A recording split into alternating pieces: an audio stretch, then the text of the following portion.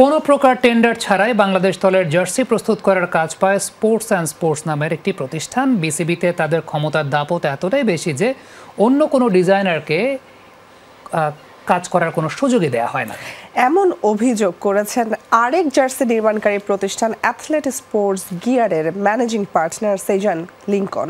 চাইলে আইসিসির গাইডলাইন মেনে জুলাই অভ্যুত্থানের থিমও ব্যবহার করা যেত চ্যাম্পিয়ন্স ট্রফির জার্সিতে, বলছেন এই ডিজাইনার।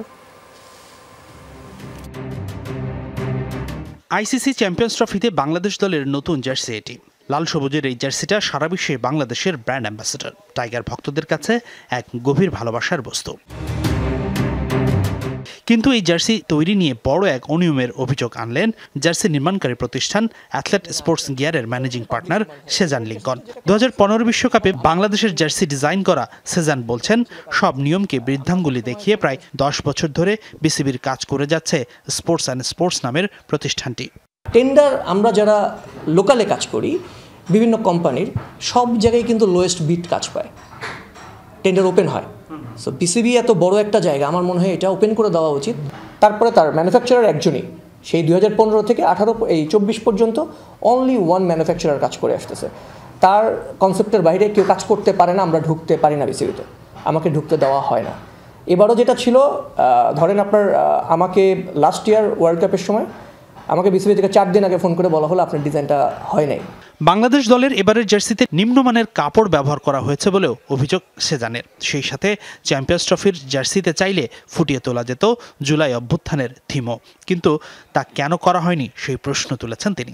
ডিজাইন আসলে তো একদমই অ্যাবস্ট্রাক্ট। আমি তো এখানে বলবো না যে জুলাই আগস্টের থিমের একটা ছবি দিয়ে আমি জার্সি করছি, নট লাইক দ্যাট। অ্যাবস্ট্রাক্ট ফর্মে অনেক কিছু করা যায়। ট্রাইবাল নিয়ে অস্ট্রেলিয়া কিন্তু 19 বা 20 মনে হয় একটা কাজ করেছে। সো এখানেও এরকম কিন্তু করা যেত। সো এটা আসলে টোটালটাই ডিজাইনারের গল্প ছিল। সে যদি এটাকে কোনো না কোনোভাবে কোনো এলিমেন্টস দিয়ে উঠাই নিয়ে আসতো, আইসিসির আসলে এখানে ওই গাইডলাইন নেই যে এটা কেন দিছো এটা কেন দিছো। আইসিসির গাইডলাইন হচ্ছে লোগোগুলোর যে পজিশন আছে সেই পজিশনগুলো ক্লিয়ার রেখে কাজ করতে হবে। এদিকে জার্সি ফ্রিক বিডি নামের একটি অনলাইন প্ল্যাটফর্মে বিক্রি করা হচ্ছে বাংলাদেশ দলের চ্যাম্পিয়ন্স ট্রফির জার্সি।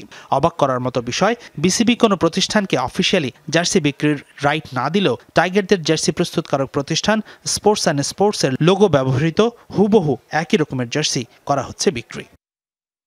এই বিষয়ে স্পোর্টস অ্যান্ড স্পোর্টসের সাথে যোগাযোগ করা হলে জার্সি ফ্রিকের জার্সি বিক্রির বিষয়ে তাদের কিছু জানা নেই বলে দাবি করেছেন প্রতিষ্ঠানটির managing partner Mehtabuddin Sento. Jersey freak নামে একটা ওয়েবসাইট আছে না, দেখলাম জার্সি বিক্রি করতেছে, সেখানে আপনার প্রতিষ্ঠানের লোগো দেওয়া স্পোর্টস অ্যান্ড স্পোর্টস মানে না না না, কেউ হয়তো নিয়ে ছবি দিয়ে করছে। আমি তো এটা আমি বলতে পারবো না, এটা বিসিবি বলতে হবে। আমাদের যখন রিকুইজিশন মানে চায় তখন আমরা দেই। হাসিনুর রহমান, যমুনা স্পোর্টস, ঢাকা।